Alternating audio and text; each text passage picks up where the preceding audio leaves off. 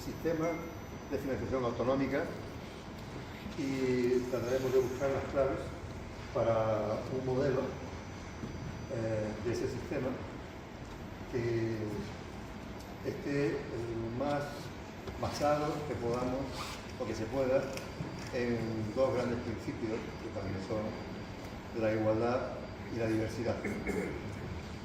El tema del sistema de financiación autonómica, cuando lo propusimos y empezamos a trabajarlo como foro de debate y vista alegre de nuestra agrupación, pues creo que empezamos cuando estaba un tanto en auge el debate sobre el tema después de la propuesta que en enero hizo el gobierno sobre un nuevo modelo.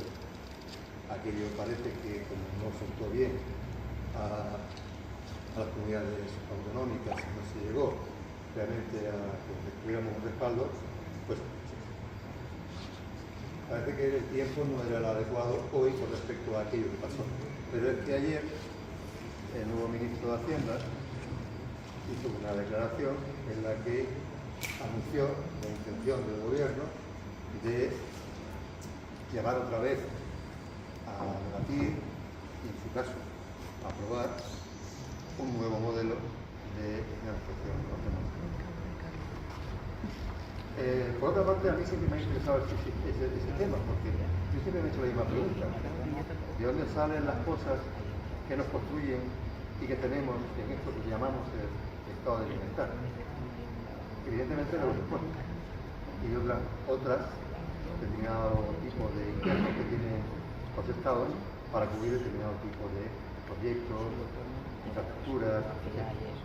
Y sobre todo la provisión de servicios fundamentales y digamos que hasta incluso que cubren derechos constitucionales. Pero claro, cuando hablamos de que un servicio como puede ser el sanitario se cubra en Murcia, se cubra en Cataluña, se cubra en Galicia o se cubra en Canarias, pues uno enseguida empieza a pensar que las cosas no pueden ser homogéneas en su tratamiento, no puede haber tratamientos idénticos, porque hay una cierta diversidad. Esa diversidad siempre es la que ha llevado realmente a tener problemas de orden político y a tener problemas de confrontación. Parece que cuando hablamos de diversidad estamos hablando de desigualdad, cuando es justo lo contrario. Bueno, pues eso es lo que vamos a debatir hoy. Queremos que se hable de eso y para eso pues, hemos traído a este foro, pues yo creo que a las personas más adecuadas desde una perspectiva técnica que el modelo del sistema tiene, lógicamente es complejo, una complejidad bastante importante, y desde la perspectiva más política, no solamente la histórica, porque son bienes de la perspectiva, sino también la eminentemente política. Es decir, esto que realmente tenemos que pensar e idear de manera estratégica para que las cosas se puedan resolver como han de resolverse de una manera equitativa. Y creo que tanto Fernando como los asesoritas son las personas adecuadas y claro, después de haber buscado un moderador. Y yo creo que el mejor moderador que tenemos en nuestra agrupación obviamente es Fernando, que no puede ser otro, que yo otro estudio trabajando en el tema de financiación y cosas por el estilo. Así que yo, la idea es dejarles con ellos y a ver si consiguen a mí mismo explicarme cómo somos capaces de tener un modelo que haga posible que el sistema de financiación autonómica funcione exactamente igual que el bombeo del corazón al torrente circulatorio. La sangre llega a todos lados para que cada músculo, cada parte haga lo que tiene que hacer, pero no lo hace de igual manera en todos sitios.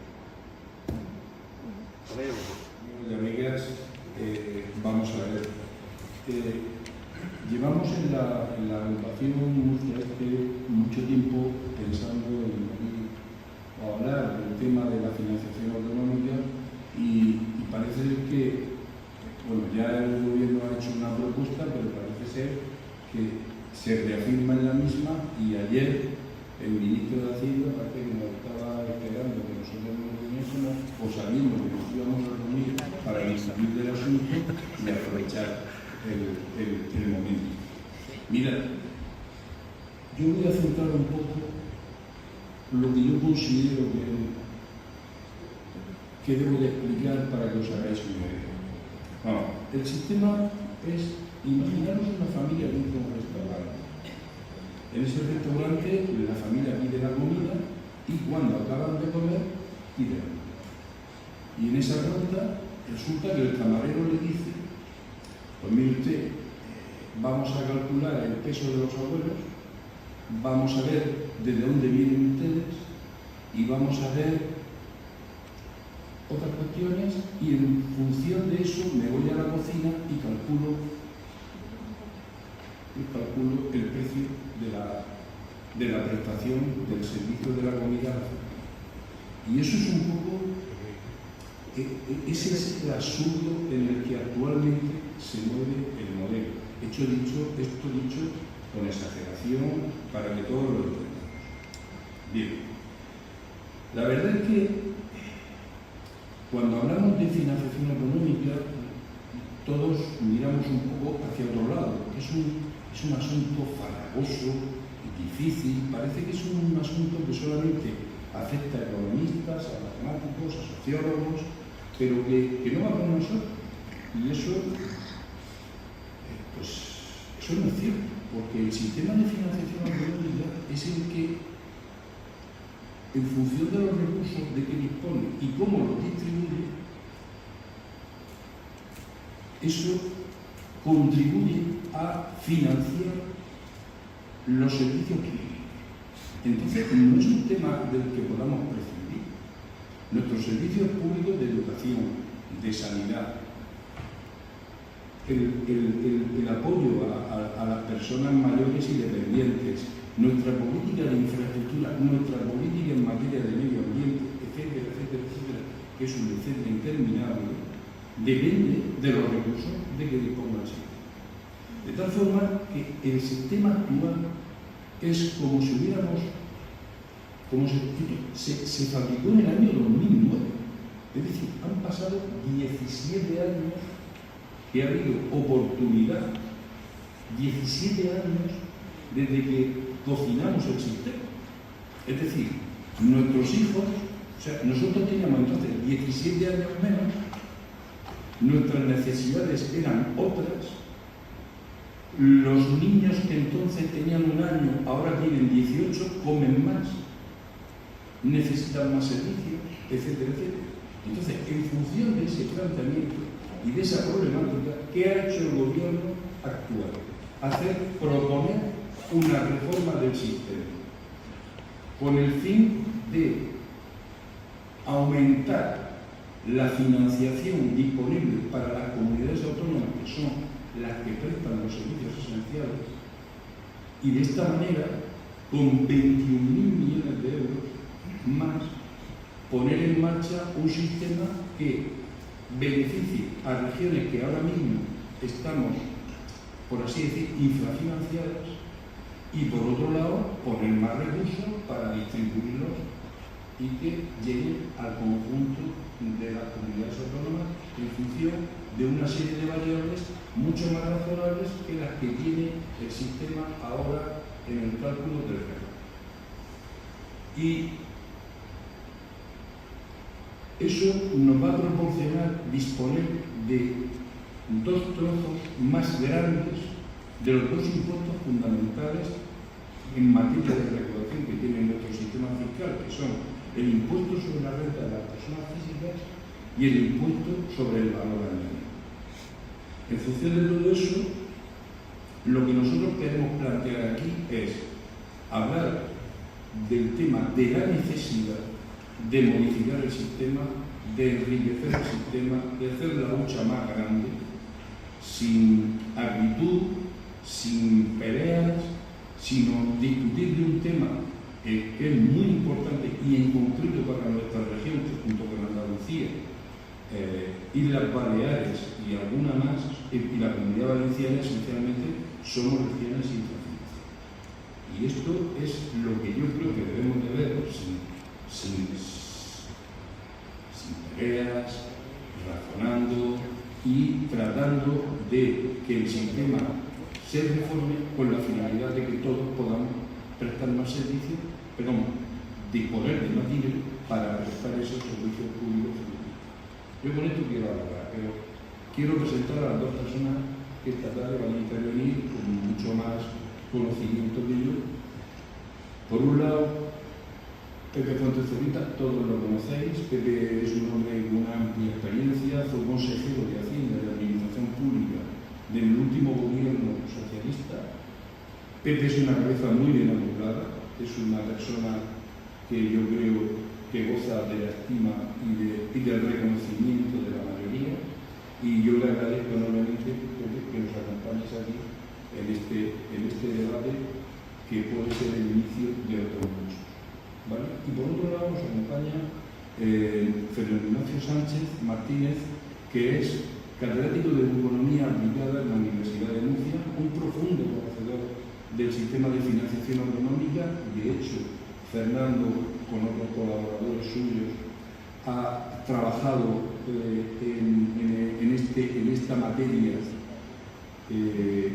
ha realizado 2 trabajos en concreto para el Consejo Económico y Social de la región de Murcia en materia de financiación autonómica. Es un experto en materia de financiación local y un experto en materia de economía de la salud. 35 años profesor, 35 años formando alumnos en materia económica. Yo creo que no procede seguir con el asunto. Y bueno, y con esto pues le doy la palabra a Pepe, que para mí es un honor estar aquí. Muchísimas gracias, Pepe.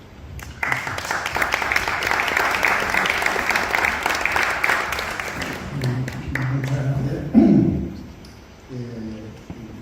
Gracias a Dios que lo ha aclarado, porque yo, cuando he visto la convocatoria y he visto que estaba aquí como presidente del partido, digo, hombre, para hablar de esto, supongo que por lo que me han llamado es porque fui el último consejero de Hacienda socialista y el primer murciano que fue elegido por las comunidades autónomas como vicepresidente del Consejo de Política Fiscal y Financiera, porque realmente los expertos son los que me rodean, los que me flanquean a la izquierda y a la derecha.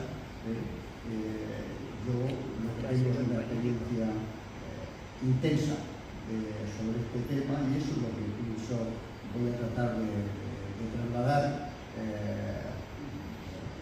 esta tarde. Pero tengo que empezar en primer lugar, naturalmente, por dar las gracias a la Fundación de Murcia Este, en concreto a su foro Vista Alegre. Es la segunda vez que me llaman, o sea que me escarmientan. La primera fue un tema muy distinto, cuando era el más menor. Y desde luego también mi agradecimiento a todos ustedes que han venido aquí esta tarde con la que está cayendo y habiendo otras cosas que hacer, entre otras estar más cómodo encerrado en casa y con el aire acondicionado. También quiero agradecer a los organizadores una cosa que seguramente es casualidad, y es que este acto se celebre en este salón, este salón de esta casa donde pasé 7 de los mejores años de mi vida, y este era mi salón de actos, y claro, volver allí tantos años después, pues me hace evocar una serie de sentimientos, todos positivos, que yo pues también quería agradecer. Y luego, de luego, felicitar al Foro Vista Alegre, en primer lugar, por abordar esta cuestión.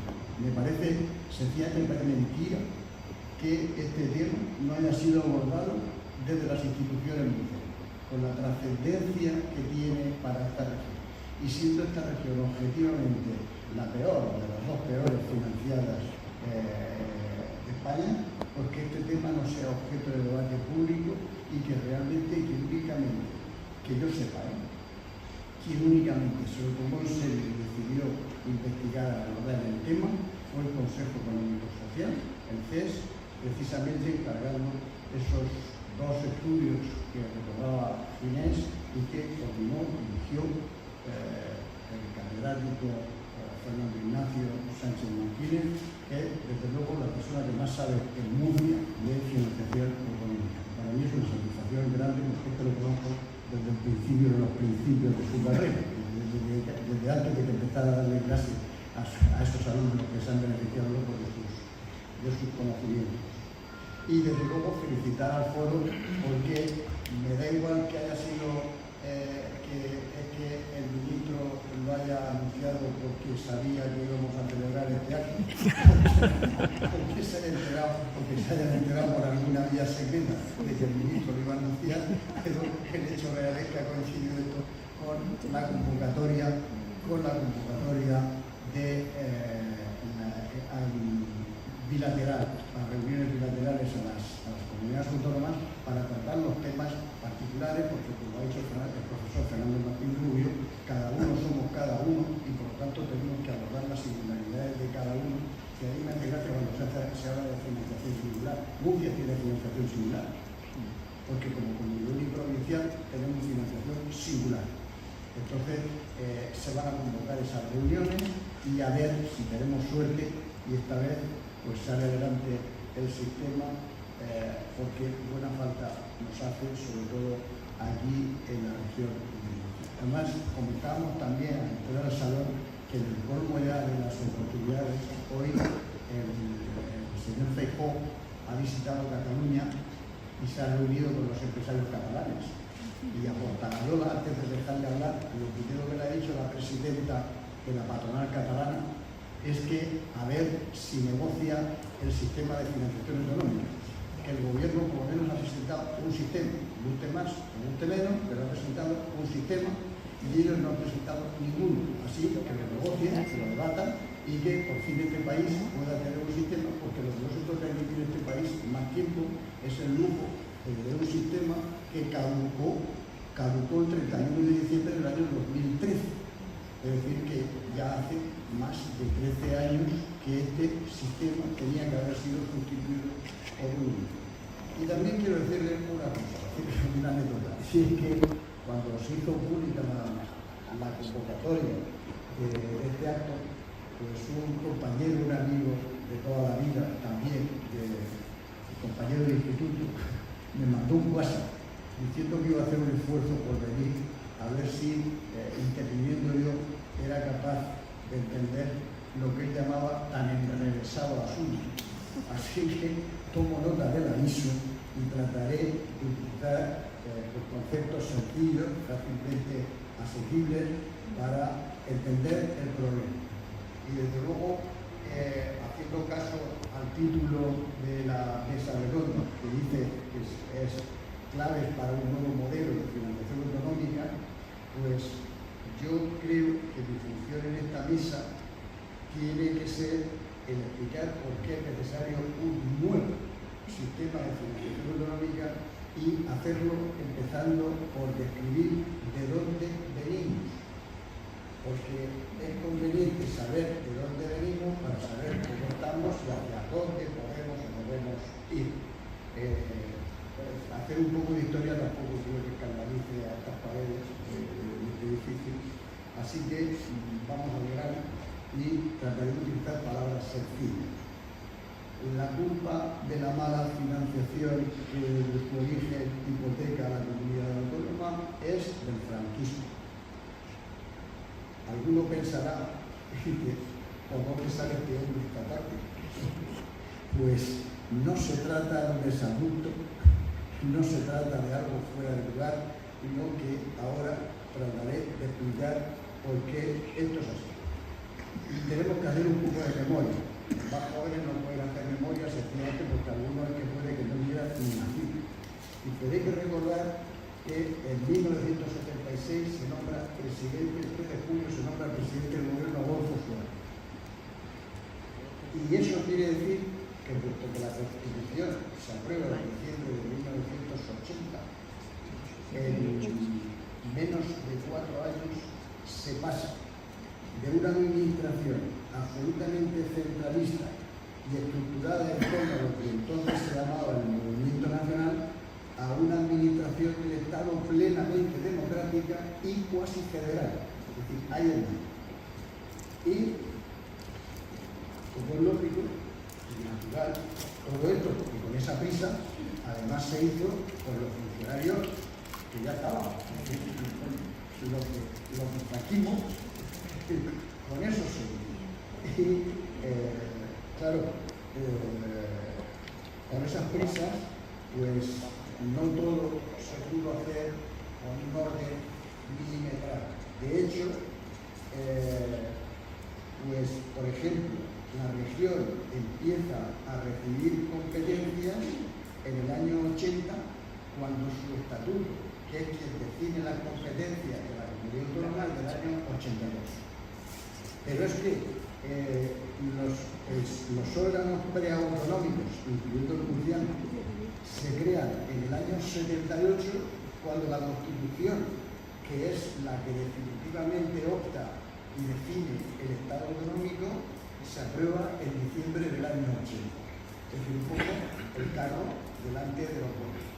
Y naturalmente ese proceso pues, es un proceso complicadísimo y que trataron la OCDE, entonces decidió una fórmula relativamente sencilla, o simple, mejor dicho, más que sencilla, para abordar el lío aquel que se montaba. Porque imagínense, esto que estamos pensando a lo mejor desde la perspectiva de Murcia, pero entonces había que afrontar la financiación de lo que se llamaban comunidades del 151, comunidades del 148, comunidades provinciales, comunidades provinciales, los archipiélagos, 2 ciudades autónomas, insisto, todo esto partiendo del glorioso movimiento nacional y la administración centralizada.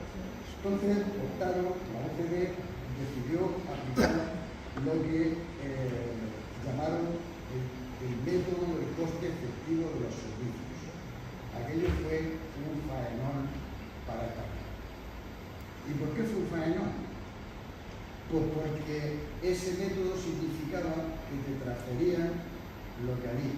Es decir, si por ejemplo a la región de Murcia le transferían en las inferiores, lo que le pasaban eran los medios humanos, materiales y financieros que llevaban ese tema en Murcia con la comunidad a la que se trataba. El problema, y aquí es donde viene lo de la culpa, es que durante el franquismo Murcia solo tenía delegaciones provinciales. No había ni una sola delegación regional. Incluso la audiencia territorial, que era el órgano máximo de la Administración de Justicia, estaba en la región.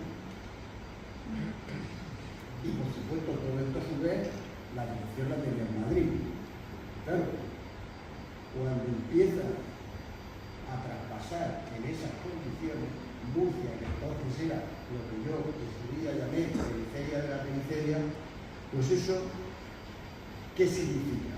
Pues para que se haga una idea que todo el mundo pueda entender. Miren, cuando se transfirieron las primeras competencias del medio ambiente, a la comunidad de Murcia se le asignó un administrativo del sindicato vertical y 250.000 pesetas para inversión. Con eso, la región de Murcia tuvo que empezar a ejercer sus competencias de medio ambiente. Porque cuando digo que todo esto se hizo además con el aparato funcionarial que entonces existía, como ustedes pueden imaginar, todo aquel aparato macrocefálico que residía en Madrid, ni un solo funcionario se quería ir de Madrid y venirse a la provincia. Por lo cual, por lo que necesitaban como mucho era un porcentaje de funcionarios, por lo cual, juntando varias competencias, a lo mejor que salía un funcionario o dos funcionarios del grupo D, del grupo C, del grupo B, y con muchísima suerte del grupo A, muy poquito del grupo A. ¿Y cómo podemos sobrevivir? Gracias a la Diputación. La Diputación tuvo un papel determinante en la puesta en marcha de la financiación de la comunidad de Murcia. Ese modelo de financiación, que denominaron transitorio y provisional, duró hasta 1986, pero el daño ya estaba hecho y aunque se introdujeron posteriormente mejoras, pues no varió mucho el lado de los financiados. Porque además cualquier intento de definir, de articular un sistema de financiación económica empieza con una dificultad política tremenda. Y la primera de todas, además del problema técnico, el problema de variables, si la población afectada, la superficie, no sé qué, todo esto que seguramente Fernando explicará mucho sobre y es que ninguna comunidad autónoma quiere perder ni cuantitativa ni cualitativamente financiación. ¿Y qué quiere decir eso? Porque pongamos por caso, la tercera comunidad mejor financiada no quiere perder ni un euro, pero además tampoco quiere pasar a ser la quinta. O incluso, aunque la tercera recibiera más dinero y mejorara su financiación, no acepta pasar de ser la tercera a ser la quinta o ser la sexta. Claro, esto es un pie forzado de dificilísima solución.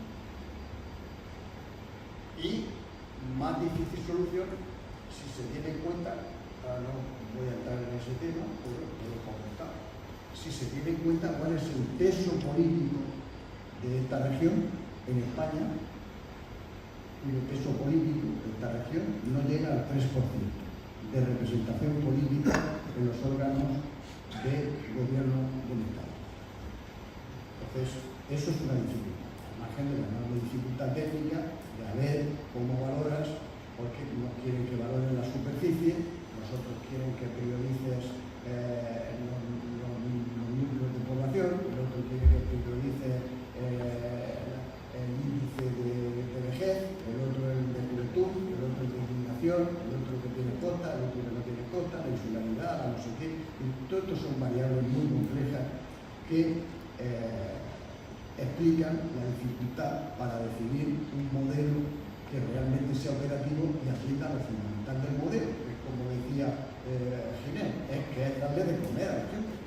En definitiva, que es financiar los servicios y financiar el estado de bienestar que justifica la propia existencia del Estado. Entonces, en el año 87 en el 86 se estableció un sistema que duró del 87 al 91, luego en el 91 se aprobó uno que estuvo entre el 92 y el 96, el tercero entre el 97 y el 2001, le llamaban métodos quinquenales, hasta que en el año 2002 se estableció lo que ya se llamó Sistema de Financiación Económica con vocación de permanencia. Y ese duró hasta el año 2008. Como no me quiero alargar, y ya en un enlace con lo último que se ha dicho, a partir de ese del 2008 fue el que fue sustituido por el todavía vigente. Pero como he dicho, hasta ese momento, hasta la implantación del 2002, esta región, que era la peor financiada, a pesar de las mejoras que se fueron introduciendo, pues aquí, alguno lo recordará, se creó el concepto de deuda histórica y se manejaba la deuda histórica. De hecho, el Partido Popular lo utilizó como bandera en las elecciones del 95. Naturalmente, la deuda histórica se le olvidó en el mismo momento en que hablaba de la Moncloa. Pero la deuda histórica existía al extremo de que yo mismo, como consejero de Hacienda, lo había dicho públicamente en el año 94. En el año 95, incluso en una revista especializada, en el año 94 le fue públicamente una referencia. Y los cálculos de mi consejería estimaban entonces en que la infrafinanciación a mí hipotecaba esta región en 40.000 millones de pesetas, que era aproximadamente la mitad de la deuda que tenía la región en aquellos momentos. Para no perderlo, traducido en euros, cuando nosotros salimos del gobierno, esta región tenía una deuda aproximada de unos 500 millones de euros. Vamos por 14.000. Con lo cual, a lo mejor también tenemos que preguntarnos que dónde se han empleado los 13.500. Digo, 16 años gobernando y dejamos 585.000 millones de pesetas que dejamos. Algunos también se puede preguntar si esta lacra que nos dejó en la administración franquista no ha habido casi medio siglo de tiempo para resolverla. Yo creo que sí, sinceramente.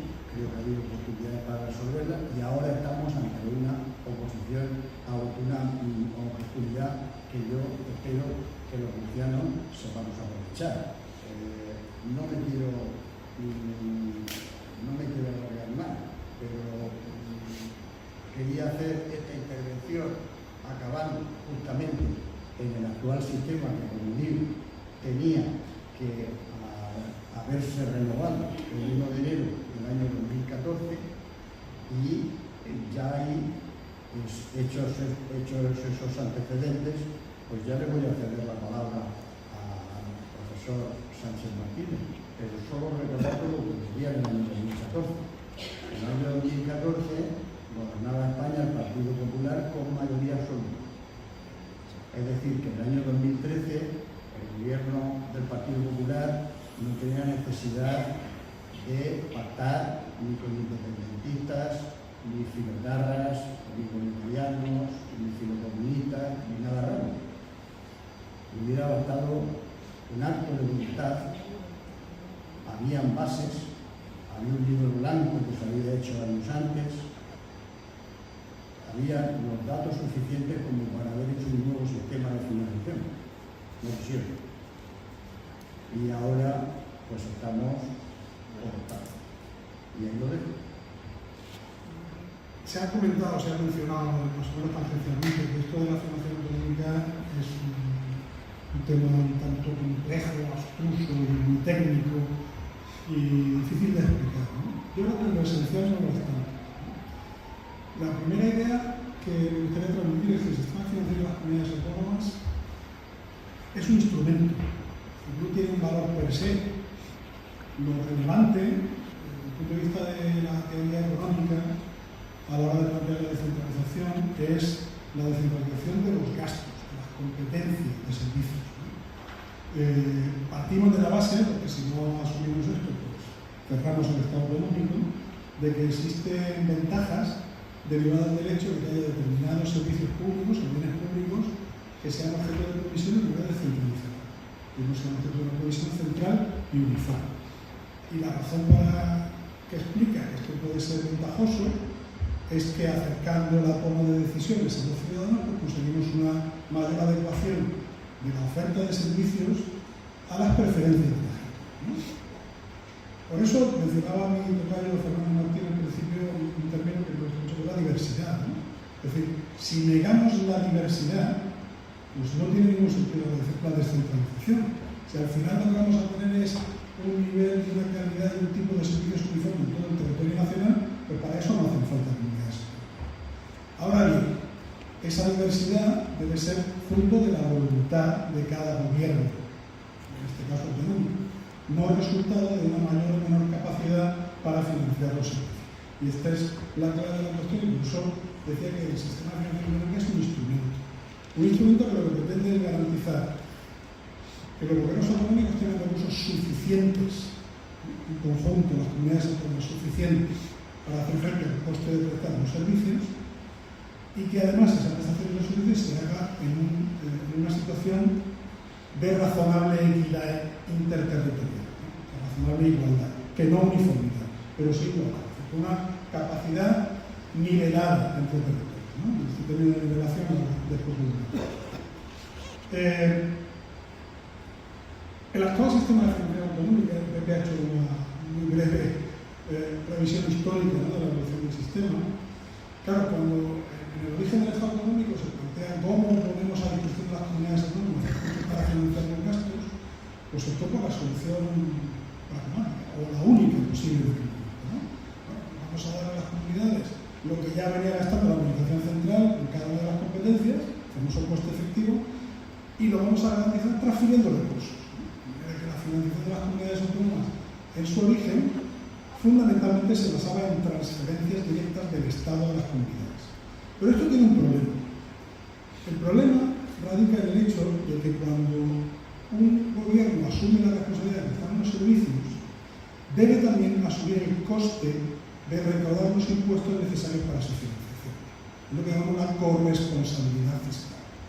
Esta corresponsabilidad fiscal empieza a introducirse pequeñas dosis, ¿no?, a lo largo de los cambios del modelo, sobre todo a partir del año 93, fundamentalmente, pero luego las sucesivas reformas, de manera que en la actualidad, y ahora el sistema que tenemos en 2009, pues una parte muy importante de los recursos que tienen las comunidades autónomas para financiar sus competencias proceden de impuestos recaudados, más o menos, ¿no?, en el territorio de la propia comunidad.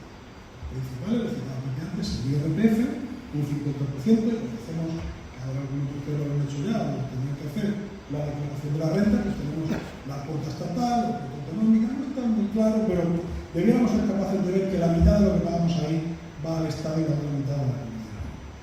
El IVA, el 50%, los impuestos especiales, el alcohol, el tabaco, etc., un 58% y una serie de impuestos, algunos que tradicionalmente han las comunidades, impuestos sucesivos y donaciones, impuestos patrimoniales, etcétera, que son exclusivos, ¿no? Cedidos, pero exclusivos de las comunidades. Bien, esta es una buena decisión, que las comunidades se financien con sus impuestos, porque deben asumir el coste de recaudar los impuestos a sus ciudadanos. Y es más, deben tener también capacidad normativa para modificar al alza o a la baja esos impuestos si esa mayor recaudación o menor recaudación pretende lograr sus fines de política fiscal, sean esos lo que sea. Claro, ¿cuál es el problema de que las comunidades autónomas se financien todos los impuestos que se recaudan en sus respectivos territorios? Es evidente, tenemos comunidades más ricas y comunidades más pobres, comunidades con más capacidad para recaudar y comunidades con menos capacidad de recaudar.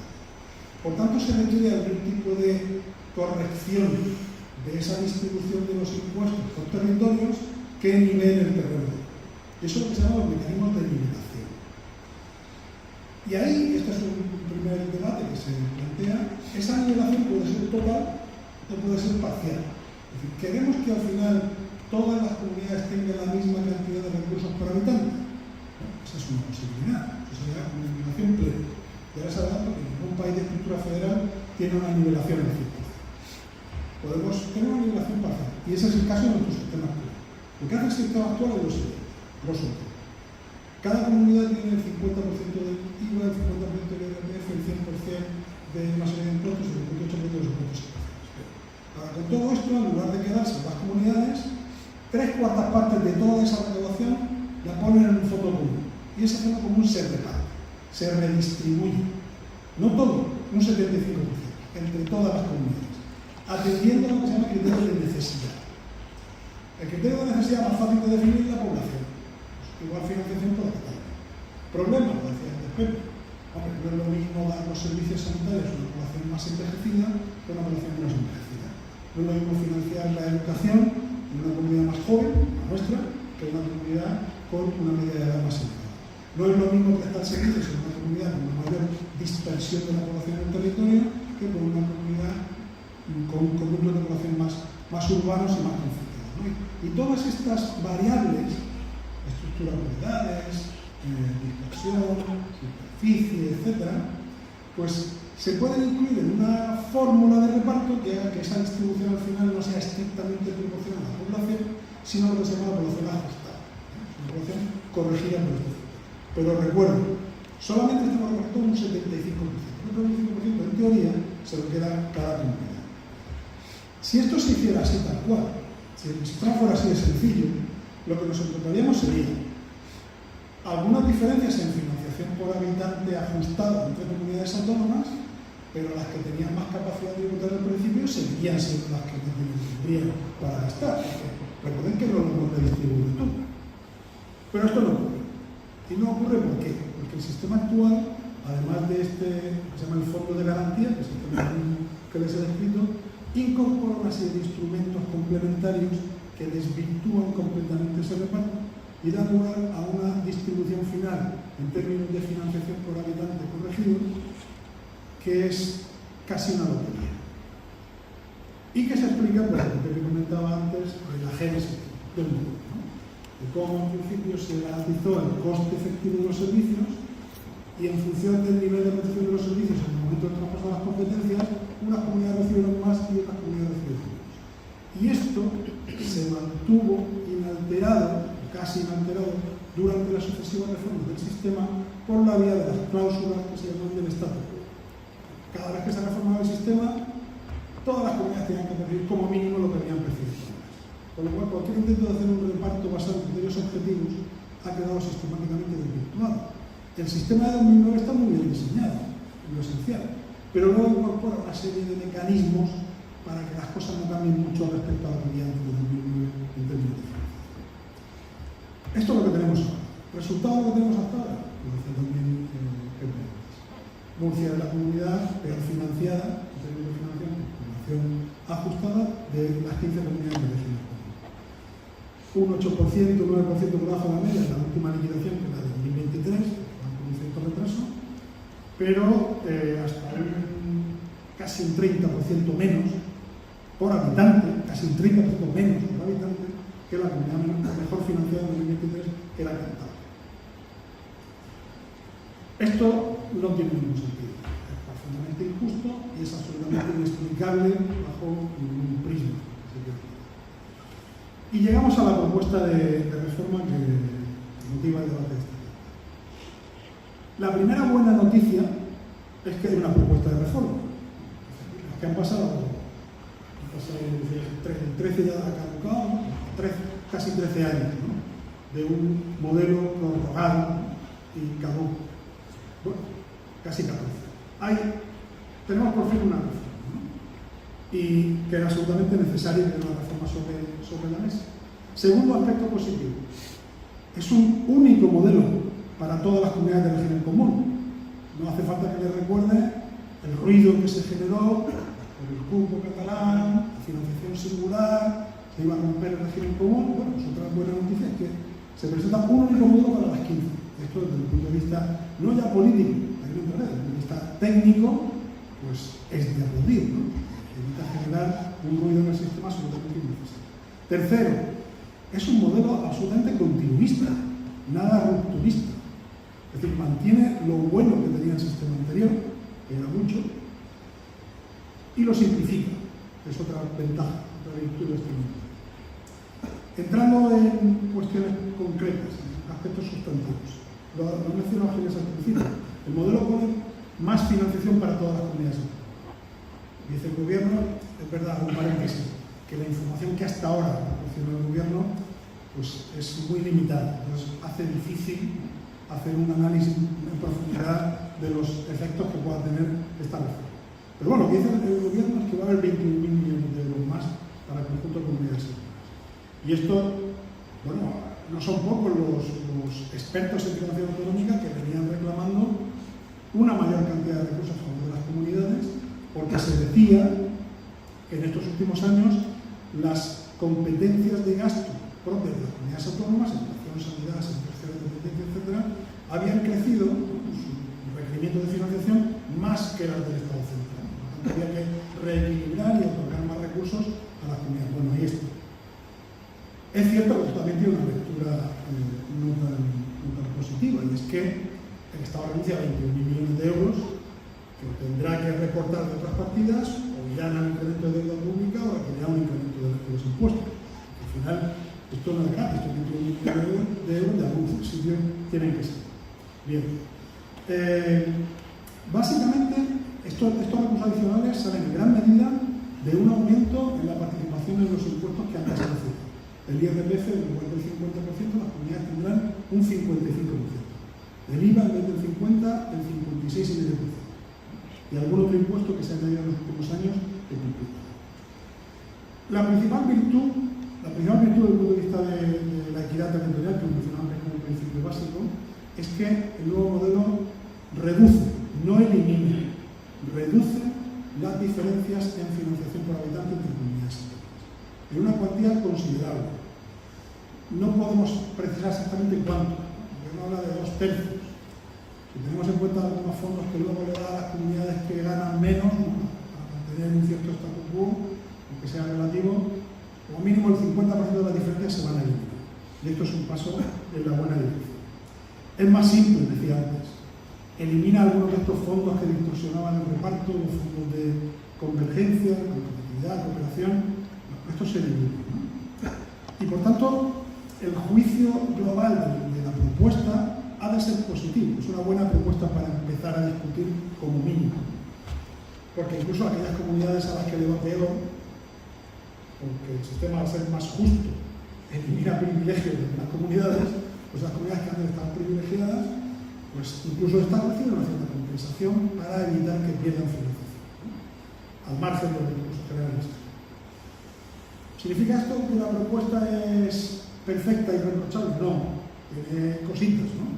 Tiene algunos instrumentos también de difícil justificación, uno que se llama el Fondo Climático, que es un fondo de recursos para supuestamente luchar contra el cambio climático, pero que en la práctica es un fondo incondicionado, es decir, que las comunidades pueden gastar lo que quieran, bueno, está muy clara esa vinculación, ¿no? Que además con sus 2/3 partes se distribuye entre las comunidades del litoral mediterráneo, pues al final acaba favoreciendo sobre todo a Cataluña, pero también a Valencia y a la comunidad de la región de Murcia. Hay otro mecanismo llamado IVA Pymes, que es la posibilidad de que las comunidades autónomas se queden con una parte del IVA que liquidan las pequeñas y medianas empresas, cuando en esa comunidad el peso que tiene el IVA de las pymes es mayor que el peso del consumo, y lo que se usa para recibe la recaudación del IVA, y que esta fundamentalmente beneficia a Cataluña. Por lo estrictamente técnico, pues, creo en la necesidad de señalar, que me parece muy justificado, ese fondo complementario, que responderá a otros criterios, no económicos. Pero bueno, son cosas que entiendo que deben ser parte de una negociación interior de esta propuesta que se puede perfilar, ¿no? Y termino. Para la región de Murcia, ¿qué supondría este modelo? He hecho antes una prevención, y es que la información que tenemos es muy limitada, pues no tenemos muchos datos, ¿no? Pero sí tenemos uno que da el propio Ministerio cuando explica la reforma, y es que de los 21.000 millones, más de 1.188 millones de euros, es decir, casi el 6% del total, ahora porque antes somos el 3%, casi el doble, ¿no?, es nuestra participación en esos recursos adicionales. Eso, haciendo algún supuesto simplificador, ¿no?, podría suponer un incremento de los recursos del presupuesto de la comunidad autónoma entre el 15 y el 20%. Eso es mucho. Por tanto, supondría una mejora significativa en la financiación de estas comunidades. Siendo Murcia la comunidad peor financiada desde hace mucho tiempo, junto con la comunidad valenciana, nos hemos ido turnando en la cola de ese ranking, pues Murcia podría pasar de estar un 8% por debajo de la media a estar, según las estimaciones, y esto con todas las cautelas, mucho más cerca de la media. Incluso hay que hacer una estimación así gruesa, incluso por encima de la media. Yo no me atrevo a decirlo, pero que recortaría mucho esa diferencia de financiación, por supuesto. Y que ese 28% que nos separaba de Cantabria, pues podría reducirse en torno del 10%.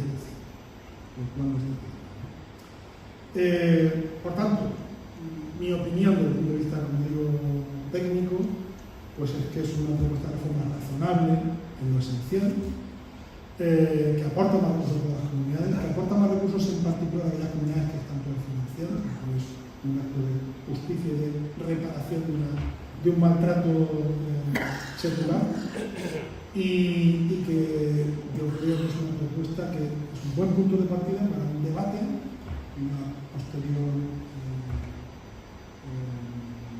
revisión de algunos de los elementos que contiene, para tratar de lograr eso tan difícil que decía antes, de que goce de un consenso. Porque, fijaos, el consenso en los criterios de reparto, esto de si pesa más la vejez o la solidaridad y tal, ahí no hay grandes problemas, ¿no? El problema está mucho más en lo que decía antes, en cómo convencemos al que está ahora mismo en primero y muy lejos de los demás de que mantenga el primer puesto, baje al tercero y pierda un poco de esa situación privilegiada, ¿no? Si se consigue eso, pues yo creo que sería un avance para los próximos años. Pero ahí, cuando entra la política y los economistas no quedan. Y por tanto va a depender de gastar más o menos en servicios sociales, en educación, en sanidad, forma parte de la autonomía de gestión del gobierno nacional, este y cualquier otro, a la hora de elaborar sus presupuestos. Disponer de más recursos permite que si el gobierno regional identifica el ámbito de los servicios sociales, como bien ha dicho, porque no conozco los informes hechos de la sección de directores generales de los servicios sociales, ¿no? Identifica ahí una laguna importante en términos de prestación de servicios, pudiera canalizar parte de esa financiación allí, ¿no? Pero esto responde a las prioridades presupuestarias. Murcia, efectivamente, menos gasta en servicios sociales por habitante, y sin embargo, paradójicamente, es de las comunidades que más gasta en sanidad de toda España. que ellos tengan por qué significar que tengan mejores servicios sanitarios por los sitios. Comentaba que en el nuevo modelo se mantenía el régimen común, que era uno de los aspectos positivos, traduciéndose en 1055, por ejemplo, del IRPF. Lo que se oye, por ejemplo, en el tema de Cataluña, que era el 100, no me cuadra lo que se oye con lo que estás viendo en el modelo. Eso como un detalle técnico, y si lo podías aclarar. Y luego el tema de los privilegios, es curioso que siempre estamos en el debate, esto es un tema un poco más político, y en fin, como reflexión a nivel nacional, todos los días estamos oyendo a Cataluña para arriba, a Cataluña por abajo, y la realidad es que hay comunidades que parten de un privilegio actual, y en el debate político nadie menciona a esas comunidades, nadie está diciendo Pepito tiene un privilegio, se quiere mantener en ese privilegio, solo se habla el tema anticatalán de siempre, en plan emocional, en plan visceral, no en plan racional, ¿no? Eso, bueno, era un comentario más que una pregunta que me surgía al hilo de este tema, ¿no? Y luego para cerrar, el tema de qué año técnicamente podríamos estar beneficiándonos ya de este sistema. Esto es una especulación, pero bueno, a lo mejor se puede hacer algo de ese ejercicio, aunque sea una aproximación de lo que opináis. Si no hubiera habido esa confrontación, ese frentismo frente al nuevo modelo. Lo digo porque yo como ciudadano me pregunto si el Partido Popular se dedicara a hacer una posición racional y hubiera entrado en que este modelo se agilizara, y hablo del Partido Popular especialmente de aquí, de la comunidad autónoma, a lo mejor tendríamos 2 años de financiación del nuevo modelo ya implantados y habríamos recibido 1.000 millones más de financiación. Esto sé que es una especulación, pero no he seguido el proceso y no sé hasta qué punto, ya digo, aunque sea una especulación, realmente esto podría estar aprobado. No sé si eso se puede cuantificar de alguna manera sabiendo lo complicado que es, y que es una especie de jardín, pero tengo un poco esa curiosidad. No sé hasta qué punto es toda la dificultad del proceso es política, en el sentido con un punto de estrategia sin entrar en los intereses de cada comunidad, o hasta qué punto hay problemas técnicos que realmente hacen que el modelo estemos en el 2026, la legislatura arrancó en 2023, y da la sensación de que si esto, con los 12 años de retraso que tenemos, por ejemplo, el Partido Popular hubiera entrado a trapo en el tema, especialmente después de 2023, que es cuando tienen la mayoría de las comunidades autónomas, pues a lo mejor podríamos habernos encontrado el modelo del 2024. Y un poco esos 3 detalles eran los que quería comentar, a ver si tenéis algo de luz.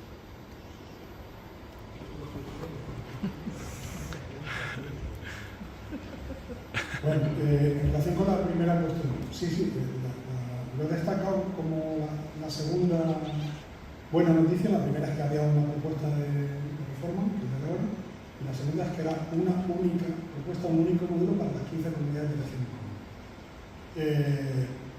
Y esto yo creo que es muy positivo, ¿no? Porque despeja este temor, ¿no? A que hubiera un trato preferencial a una determinada comunidad autónoma en de cesión de impuestos.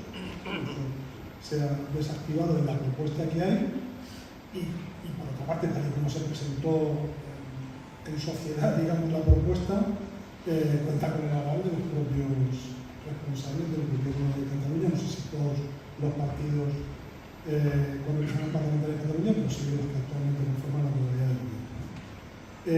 Tanto esto de la cesión, viendo este artículo catalán, la cesión total, yo creo que esto no descarto que pueda seguir siendo una aspiración legítima de alguna fuerza política en Cataluña, pero a los efectos que nos trae aquí no tienen ningún valor. Es decir, la propuesta de reforma es la que es, y en ese sentido es muy claro que es una para todas las comunidades.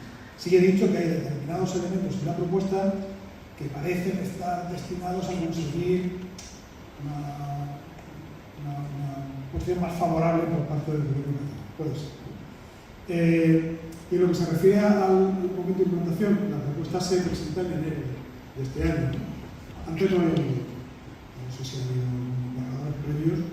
Entonces, si no hubiera recibido este rechazo unánime, o casi unánime, por parte de las comunidades autónomas, los gobiernos de las comunidades autónomas españolas, pues se podría haber tramitado a lo largo del año y tener un nuevo modelo para 2027.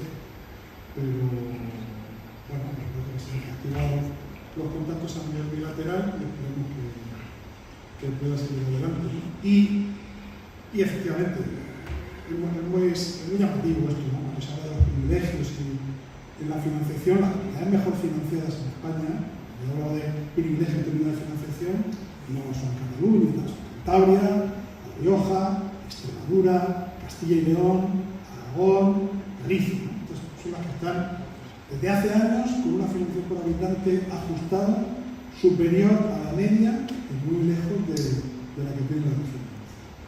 Cataluña, Madrid están en torno a la media aproximadamente y en la cola conocida pues está Murcia y Valencia, en manera sistemática, en menor medida Andalucía y Castilla-La Mancha. Estas son las que tienen motivos para la queja, las que yo creo que debieran haber creado un frente común reivindicativo desde hace muchos años, ¿no? Y convertir en prioridad la reforma del sistema de financiación y no esperar a estos 13 años que pasaron. Por complementar un poco, vamos, lo del cupo catalán era un puro. Es decir, era la pretensión y la aspiración de un partido determinado de Cataluña que, por parte de unas determinadas fuerzas políticas de la derecha, se hicieron creer realidad, pero nunca estuvo en la propuesta de variación del sistema de financiación.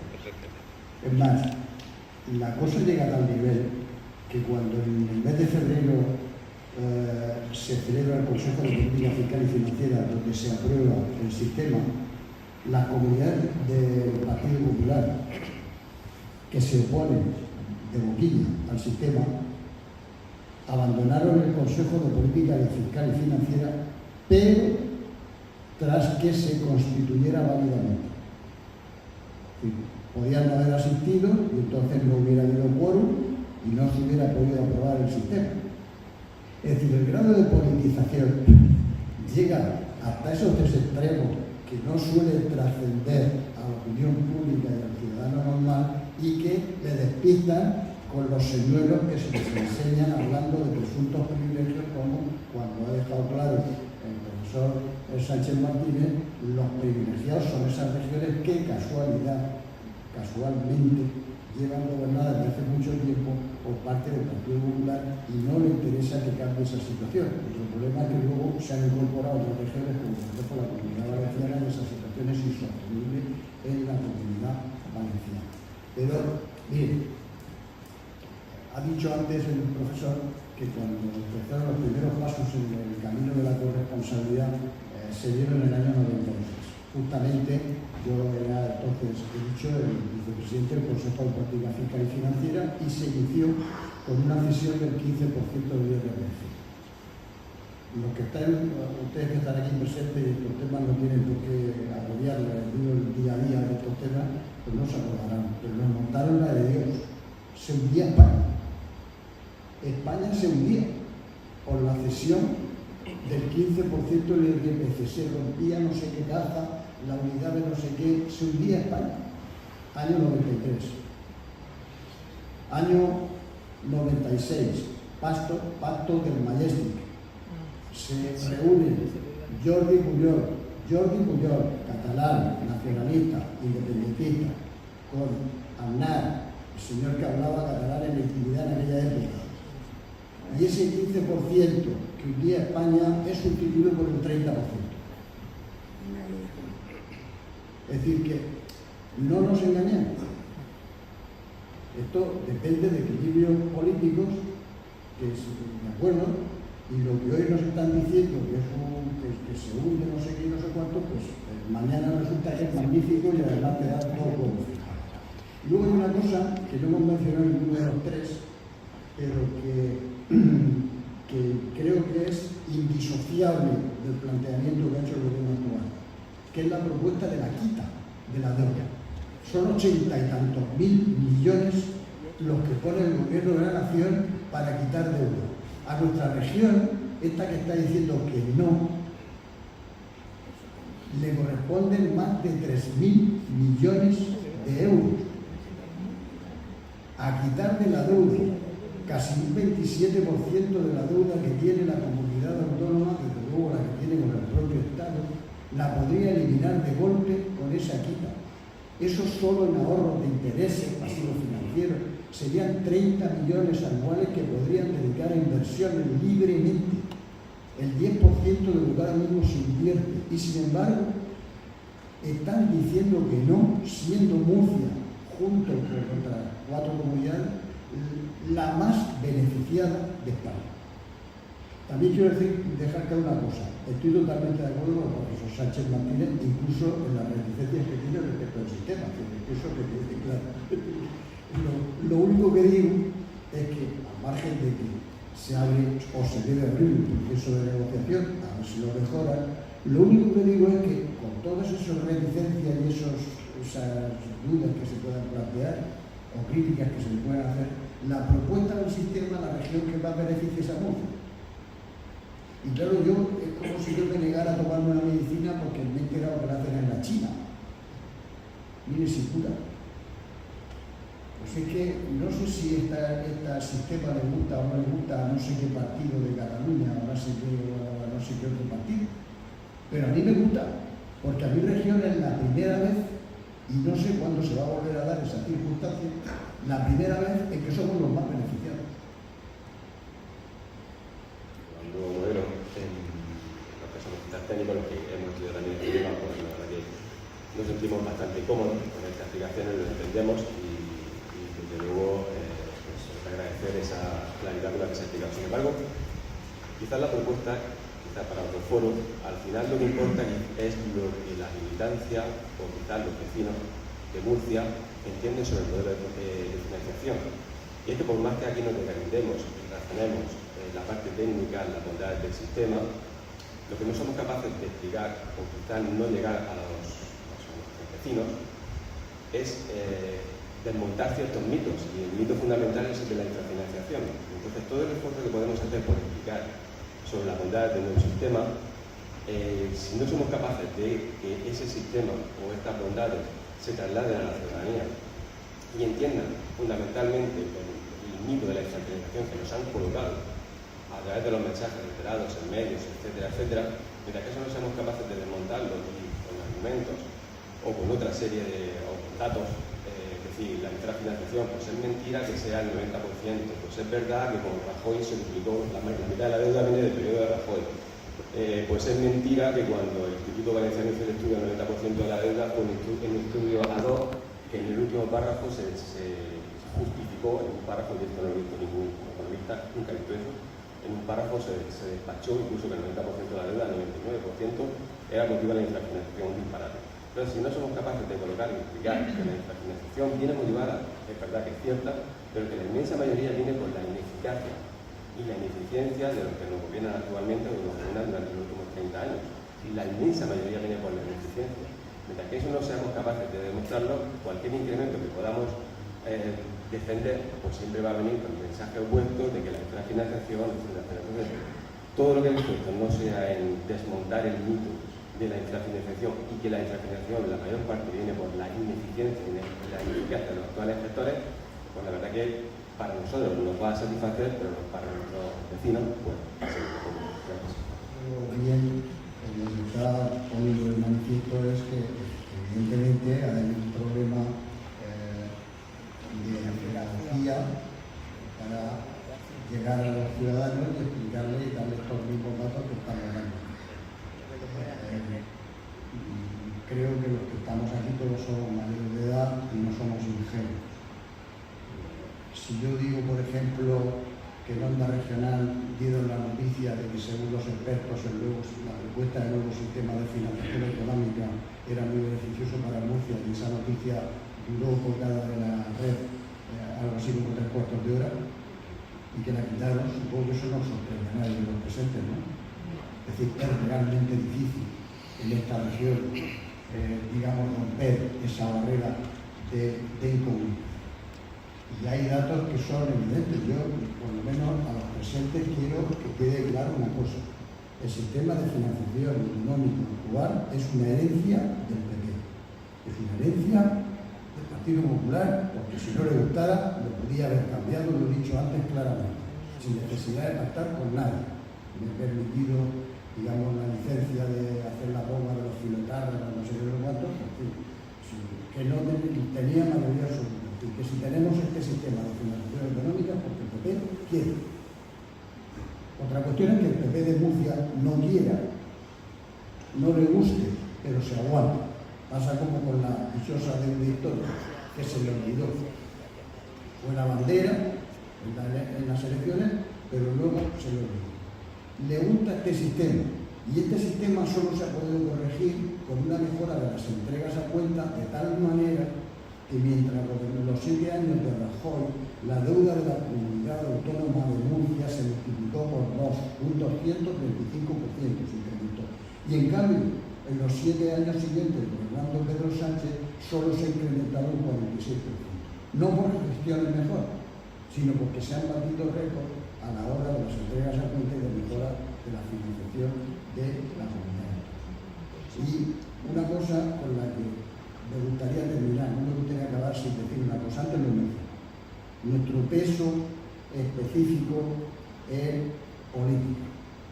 Y porque, desde mi punto de vista, el error más grande que se está cometiendo, yo creo que por obedecer a directrices que vienen de Madrid, porque no son las que nos convienen, porque obviamente no cabe en cabeza humana el que esté renunciando a que te quiten 3.000 y pico millones de deuda, o que te den un sistema, que apruebe una vez un sistema que resulte que la región más beneficiada sea la tuya. Es decir, es que es tremendo. Tengo declaraciones, no voy a sacar porque tanto tiempo yo creo que no merece la pena tanto tiempo. Tengo declaraciones del consejero pidiendo una quita de la deuda de menos dinero del que le quitan. Y le dan más del que decía. Esto es una situación, se opta por la confrontación. Y la confrontación, cuando uno no representa ni el 3% de la política en este país, es un error gravísimo, que no puede traer nada bueno. Miren, por otras circunstancias, como saben los que me conocen, pues llevo varios frentes, me participan y me llaman de otros sectores, pues hice los números pensando en otra cuestión, aunque cuando les diga los datos, supongo que se imaginarán también de qué cuestión hice los números. Miren, si los murcianos tuviéramos la misma representatividad, es decir, el voto de todos nosotros valiera lo mismo que el de un aragonés, pues en vez de 10 diputados tendríamos 13 diputados y en vez de 6 senadores tendríamos 14 senadores. Si el voto de un murciano valiera lo mismo que el de un extremeño, en vez de 10 diputados tendríamos 13 diputados y medio. He dicho antes con Aragón 13, no me equivoco, 15 como 15, en vez de 10, 15 como 1. Tenemos 5 y 5. Podríamos regalar el 5 diputados menos. Si tuviéramos el mismo voto, el mismo peso que Extremadura, tendríamos 13 diputados y medio y tendríamos 15,1 senadores. Si nuestro voto valiera lo mismo que el de un castellano manchego, en vez de 10 diputados tendríamos 21 y en vez de 6 senadores tendríamos 18,2. ¿Ustedes creen que esos números no los conocen los partidos de ámbito nacional? ¿Y saben lo que significa eso? Pues lo que ha ocurrido a lo largo de todos los años, que si se plantea una pugna entre Murcia y Castilla y León, no hace falta ir contra Cataluña, contra Murcia y Castilla y León, contra Murcia y Castilla-La Mancha, pues naturalmente los partidos de ámbito nacional no se les puede olvidar que Castilla-La Mancha tiene 20 y tantos senadores y nosotros más que tenemos 6. Y hay que reprocharle a los dirigentes políticos de esta región que en vez de optar por el diálogo y en vez de optar por el posibilismo, van a la confrontación y perjudican gravemente a aquellos que dicen beneficiar. Eso sí, con el apoyo de todos los medios de comunicación que tienen debidamente engrasados y que hacen que la información negativa no les llegue y llegue la información que a ellos les interesa. Aquí, de hecho, hay un compañero que está convencido de que se iba a implantar el cupo. El cupo, ¿no? Pues no, el cupo naturalmente a lo que aspiran los catalanes, algunos catalanes, los independentistas quieren un cupo, claro, entonces si tienen cupo los bancos, pues no tienen cupo. Pero una cosa es contra el defecto de pedir, la virtud de pedir por la virtud de no dar, así de sencillo. Bueno, muchas gracias, yo no quería decir más, pero...